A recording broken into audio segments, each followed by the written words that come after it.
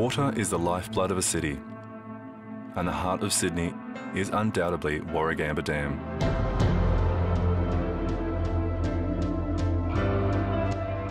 It was an ambitious project built in the post-war years of 1948 to 1960, and it not only changed Sydney forever, but also the lives of the people that brought it into being. This is the story of that time and the memories of the people who were there to make it happen.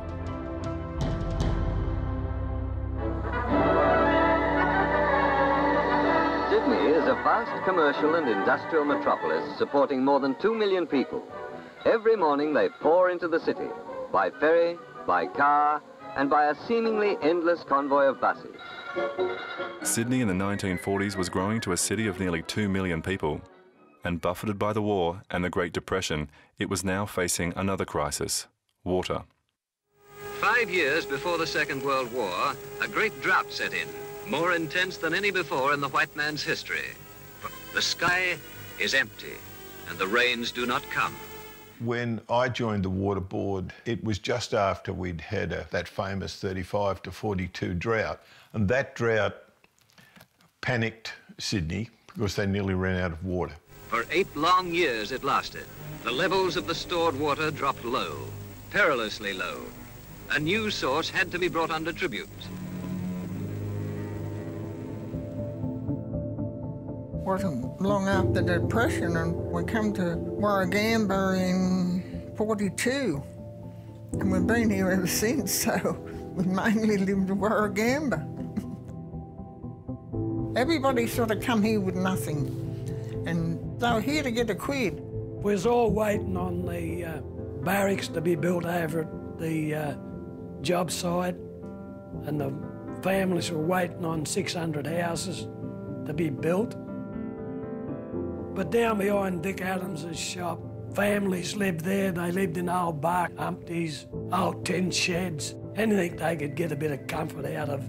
Yeah, it was a godsend to get out of that old camp and move over to the new township.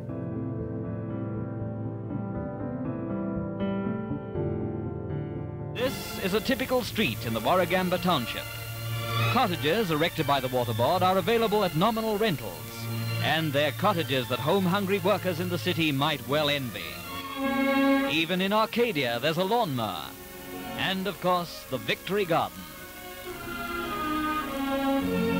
A tree-lined avenue that points the way to the state's happiest community. It's only a small town now, but it will grow in size as the big job gets underway of satisfying for all time Sydney's unquenchable thirst.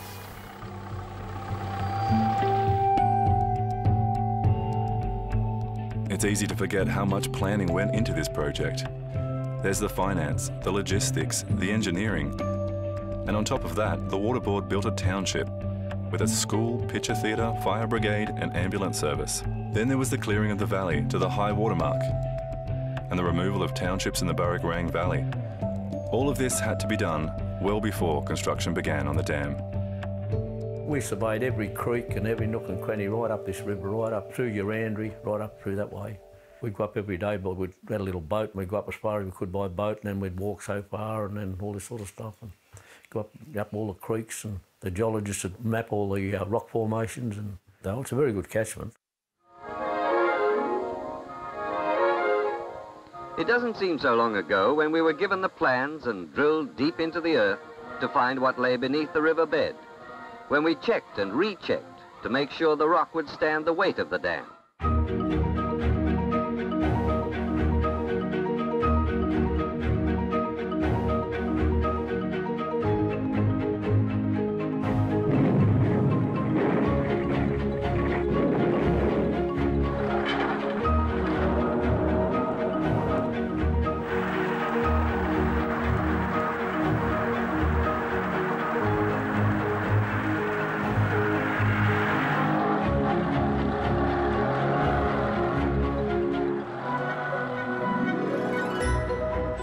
Of course, Warragamba Dam excavation, you had to use a lot of explosives to rip down all the rock. And I remember one time up there they used about 200 boxes of gelignite.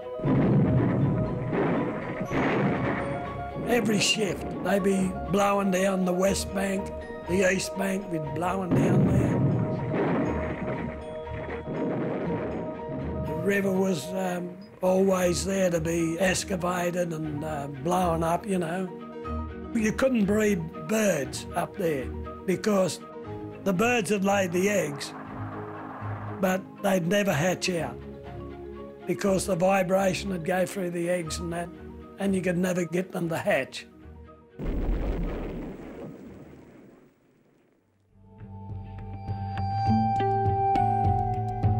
First concrete was probably placed in, I think it was 1952.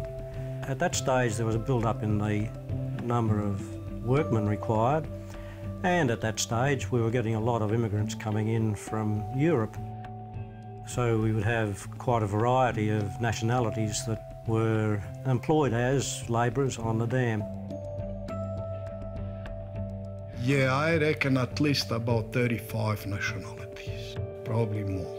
Germans, Dutch, Croatians, Serbians, and a lot of people. Everybody who was working there, nobody's obliging because they do their jobs. There was an integration that you could just see happening. If you think about the immigration system, which is still going on, it started back in 1949 and we're talking about 1951 onwards when I was experiencing it. So you see all that cultural coming together, people picking up Australian ways, us picking up ways that the others taught us.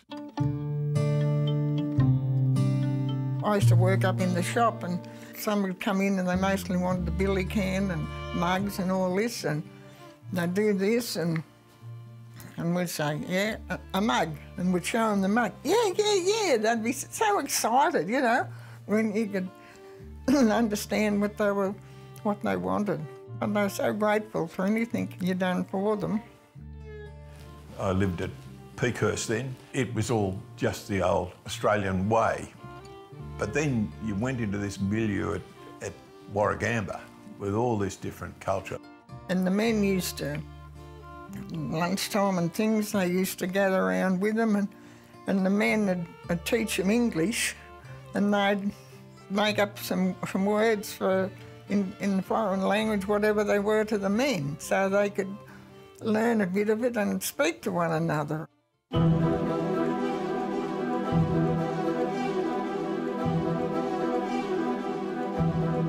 The construction area was very large.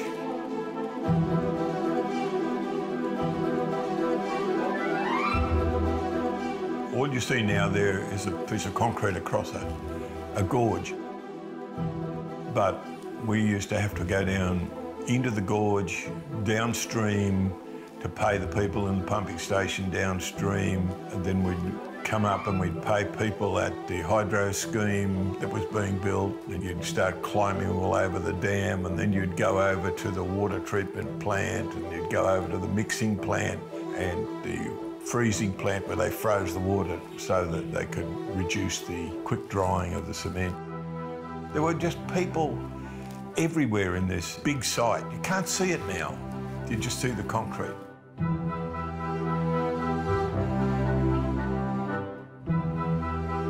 As far as the technical side was concerned, we had a staff of engineers and they were allocated to particular sections in the dam. There were engineers looking after the construction work. There was an investigation and design group, a survey group and a plant group that did all the mechanical work on the cableways. The whole construction work actually continued for 24 hours. And this included the delivery of material from McCann's Island.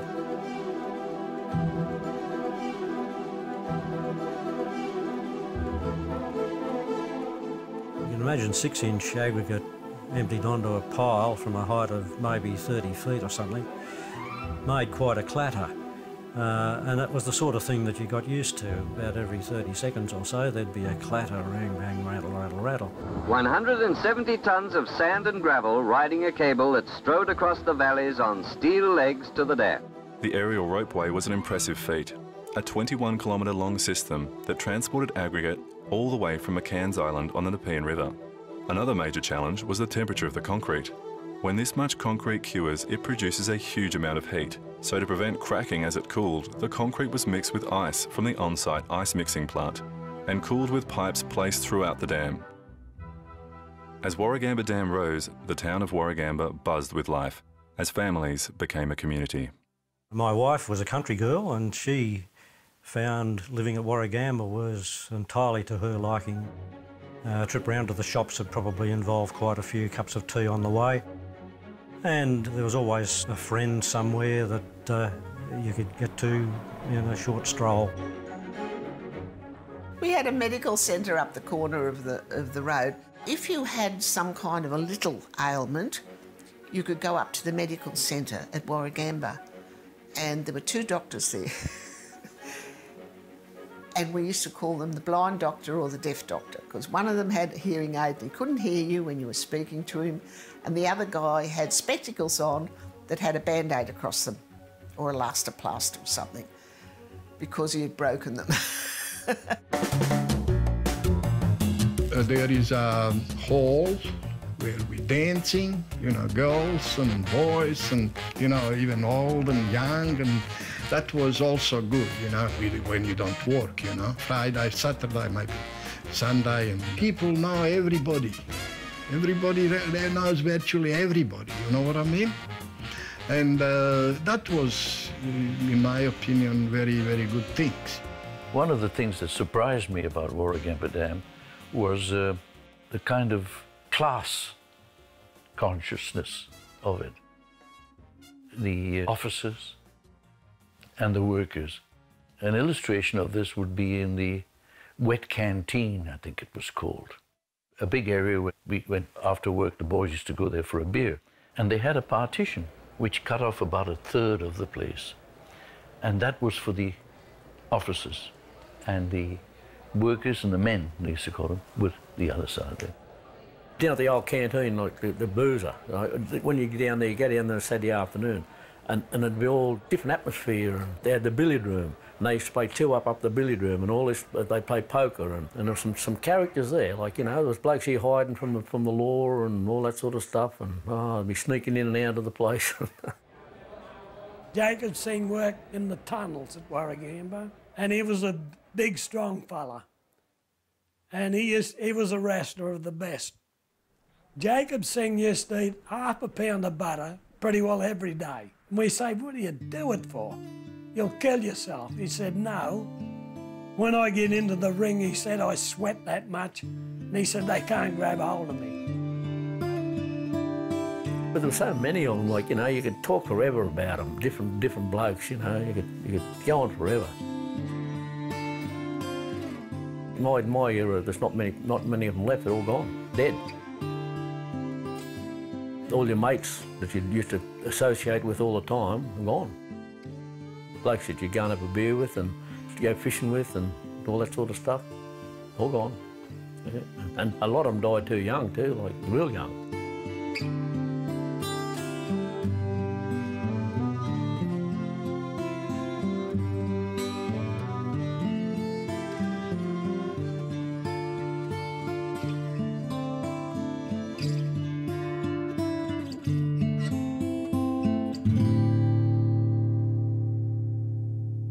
When I was up there as a student in '57, I bought a car from Harry Huddleston, who was well known as the dogman for the cableways on the dam. Harry Huddleston was up the dam. He came from way up on the Raper River. Harry was an Aborigine from the Northern Territory, and he'd driven a little Citroen car, 1934, down from Darwin. His son, Bobby, was a good all-round sportsman. Bobby was ready to fight for the Golden Gloves in Sydney. As storm clouds gathered and rain fell, we knew what to expect. We had a big flood at Warragamba. And we thought, how's Bob going to get over the river, you know? So they come down and they shot a line over. When they got the line over, they pulled him across. And he was lucky. There was logs coming down and everything. They had a car waiting on the other side, and he went to the Sydney Stadium and won the Golden Gloves. And I can remember at times when Warragamba was in flood and you'd walk over bridges or climb up ladders and everything would be shuddering by the power of the water going through. But still, construction seemed to go on. Although we had expected floods and allowed for them, they cost us weeks, even months of work in the early stages. But we felt that our luck must change, and change it did. For long periods, the rain stayed away. The rivers above the dam were quiet, and the dam itself was bathed in sunlight day after day. On the 14th of October 1960, after 12 years of construction, the dam was officially opened. A large crowd came to see the unveiling of a modern engineering marvel. It was a lovely opening when Harry was the dogman and he pulled it and the flag that covered the monument up. I was very proud of the water board. They did it well.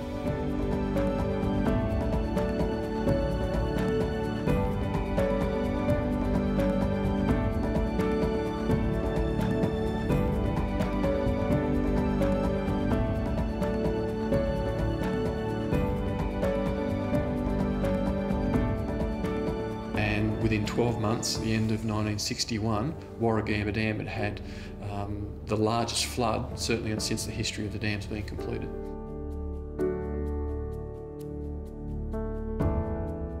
We understand the dam a whole lot better than what we did in the past.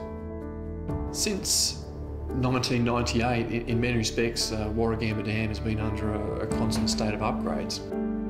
Even as early as the 1980s, we raised the dam wall 5 metres to enhance its strength. And then between 1999 and 2001, we built the auxiliary spillway to further safeguard the integrity of the dam wall against the largest possible flood for the Warragamba catchment. We upgraded again in 2006 by increasing the dam's capacity with the building of the deep water pumping station, allowing us to access even more water during drought. Looking back over time, and I think where we are today with Warragamba Dam and Lake Burragorang that sits behind the dam, you know, I look at that and think just how blessed we are as a community to have this wonderful infrastructure available to us. The great work at Warragamba will stand, we may trust, for centuries, serving the world in peace, a monument to man's creative spirit, and a memorial to faithfully applied effort.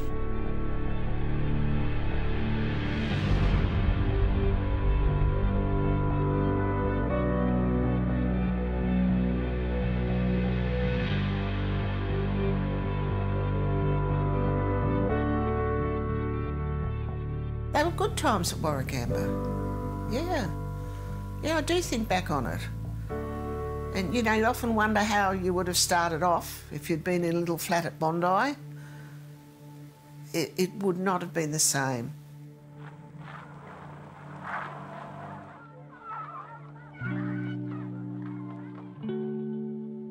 All of us who worked here put something of ourselves into this towering wall.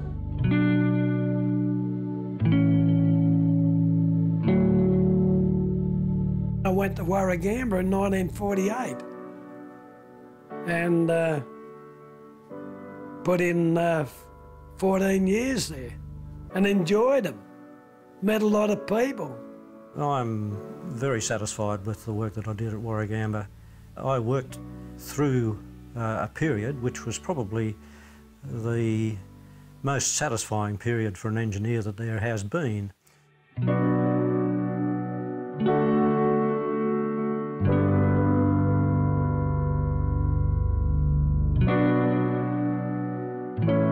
With Warragamba Dam, Sydney is a healthy and growing city. This is its real strength and the legacy left to us by these men and women.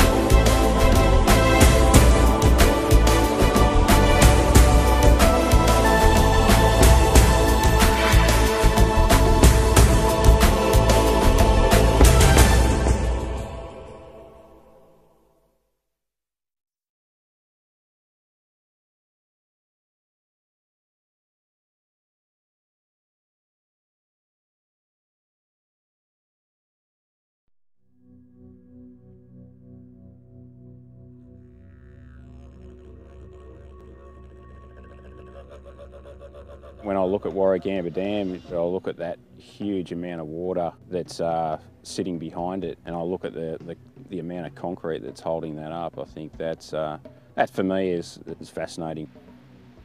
Warragamba here is Australia's largest concrete gravity dam, and the weight and the triangular wedge shape actually is very important for holding it in place. The more time you spend working on it, around it, inside it, you do feel it has a personality, and that is one of a quiet beast. Quiet, calm, but massive beast. The depth is about 90 metres on the dam wall itself at full supply level. This adds a lot of pressure. We've got about the equivalent of 4 Sydney Harbours that's built up behind the dam in the reservoir, basically trying to push the dam downstream. But there is a massive weight above us, both in concrete and the sheer weight of the water that the wall is holding up. It is really a massive amount of pressure that is exerted on this wall. You look at this structure, you don't think it's got approximately 5 kilometres of tunnels, and all throughout these tunnels there's all these different measuring points for survey, movement and seepage measurement. Yeah, it really is a very interesting place and very dynamic. Dam monitoring is extremely important, as if you do see a spike in the measurements or the monitoring readings, we can then quickly investigate it and we can understand the reasons why we see a high reading.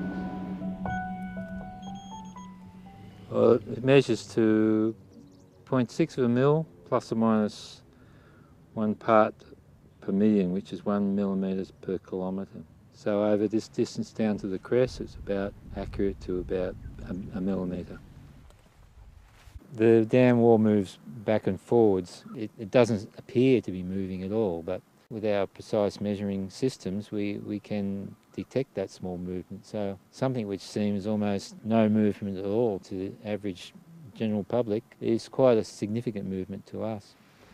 Movements generally from year to year range between 2 and 3 millimetres in horizontal movement, back and forward. Sometimes you get 1 or 2 millimetres of vertical rise. Working inside the dam is interesting. Yeah, it's very quiet in there. Sometimes there's the murmur of a fan or something like that. You know, there's that sense of that it's a confined space. But yeah, it's an interesting place to work. The dam is built in blocks, so we have these markers, these stations on various blocks, but any small movement of the dam forward or back because of the changing water pressure will be indicated by the movement of the walls at a different level. Concrete's porous, so when the engineers designed it, they knew how much water was going to pass through the structure itself. Within the Warragamba Dam structure, we have V-notches located through crucial points throughout the dam. The V-notches and the flow measurements allow us to understand how the dam is performing. So this VG11 is a collection of water for this section or block of the dam, and this measures all the flows up to this point. I think it takes a certain mindset to be able to continue doing this job each year when there's nothing substantially changing in your results. We're simply ensuring that nothing changes. But we get satisfaction out of measuring and finding that nothing has changed. Yeah, I do feel privileged to be here, to be looking after this huge, amazing structure that you can see here. I mean, its scale just takes my breath away every time I come here and I look up at it. It needs care. It needs continual maintenance, and in that way I do feel I am a caretaker, and I take pride and satisfaction out of carrying out my role properly.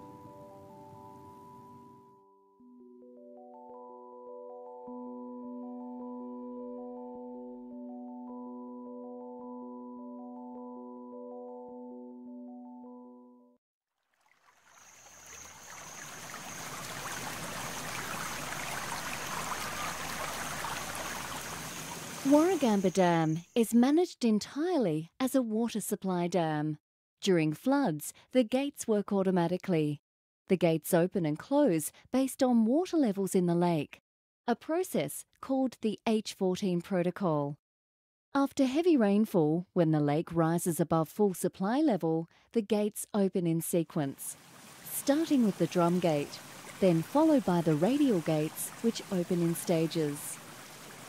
As the water level rises more than 230 millimetres, the radial gates begin to open progressively from 4%, 9% and 13%.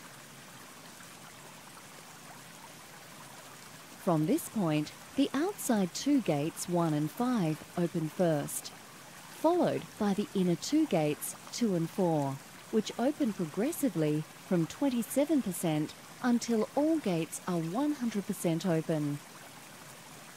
When all gates are 100% open, the lake is 1.83 metres above the full supply level. When the lake level begins to drop, the gates close, following the same sequence in reverse. After a flood, the gates can be manually operated to reduce the level in the lake if this is needed for operational reasons. The gates on the dam, along with the auxiliary spillway, are designed to safely pass extreme floods, much larger than the worst flood on record for the Hawkesbury-Nepean Valley.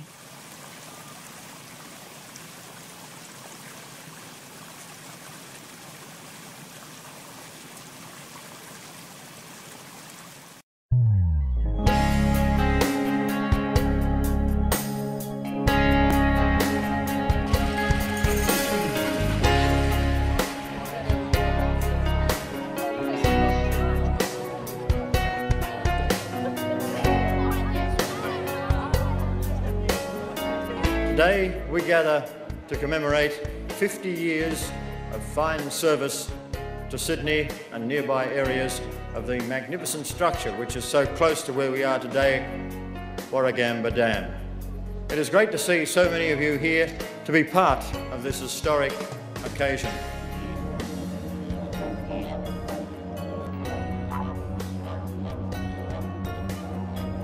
The people have said, I built Warragamba Dam, so they actually own it. So what you have is that it's not 1,800 people who worked on building the dam, it's 1,800 people who say they built the dam, they personally and individually.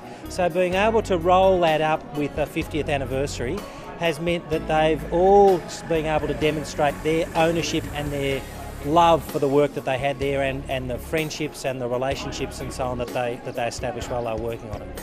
And it's testament to the nations that were here today of the brain power that went into this, the expertise that came from around the world to build this very important piece of infrastructure. Yeah, that's the difference, is to come back and look at it and think, you know, I remember when that was a hole in the ground, I saw the first block of concrete poured, all those sorts of things. And it makes you realise what a magnificent structure it is, an engineering feat, yeah. Yeah, it's a showpiece, there's no doubt about it. Warragamba Dam is a showpiece. My wife, a few months ago, she said, I think on Warragamba we're going to get a celebration of these people who used to work for Warragamba Dam. I said, that will be lovely. We live in Mudgee. We heard that was happening today. We thought, my gosh, we have to be here. So we've travelled all the way down from Mudgee today to be here. I mean, anybody that worked on that dam and is still alive today has to be very, very proud. I'm still very proud of it because that's why I'm here today. Thanks God I'm still alive. And I'm very proud to see around and what we did. I'm very, very proud. This is an icon. There is no question about it. This is an icon. And the appreciation of just what it really means gets bigger and better. And you know what? You can't go back and put yourself on the dam. If you were there, you were there. And you can't take it away. You know, you cannot take that away from you. Well, it just makes me think that I was part of it all, you know, and yeah, it's good to look back on. We have a beautiful lunch, enjoy myself, we see a lot of friends up here, and that's going to happen to my life. All my life going to go like that. Yeah, it's nice to see so many people here. Actually, we run to all, I don't recognise many. A few of the people I hadn't seen for about 50 years, you know, and met them again and had a good yarn with them. They're all drifted away to different parts, and it's good to come back and meet them, and not to recognise them after all these years, but once you're told who they are, well, it's great. It is absolutely wonderful. I have seen so many people here today that I haven't seen for years, and we still remember one another. You don't look any different. There's some old faces here looking back that, and a lot of them are relatives actually, because a lot of Silverdale people all worked there, and it was a great place. Yeah. And that was marvellous things what they done. That's something unbelievable, what I'll never forget in my life. Oh, wonderful. Yeah, wonderful. Still a few of the old hands left, but it's a day for the celebration. A lot of good memories. Incidentally, on the opening day, that big blue crane down there, I was working that. I was in white overalls and VIP on that. Very proud today, very proud. Yes, it's always nice to bring them out and show them your dam, and you're able to explain the thing to them because you grew up with it and you understood it. Very moving. Memorable. Very moving day. Yeah, it brings back a lot of memories. I mean, we made a lot of friends out here, a lot of good workmates. A hell of a lot I haven't seen. A lot of memories. Yeah, a lot of memories. It makes me feel good to, to be part of today. We feel that the construction of the dam and our time there was great, and we're very proud to be part of it.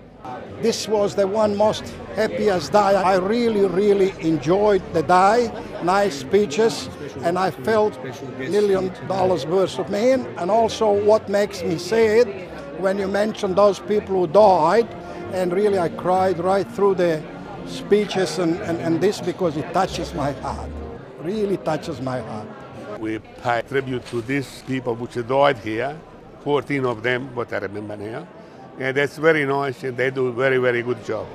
Very good. We are really pleased to come here to celebrate this very nice.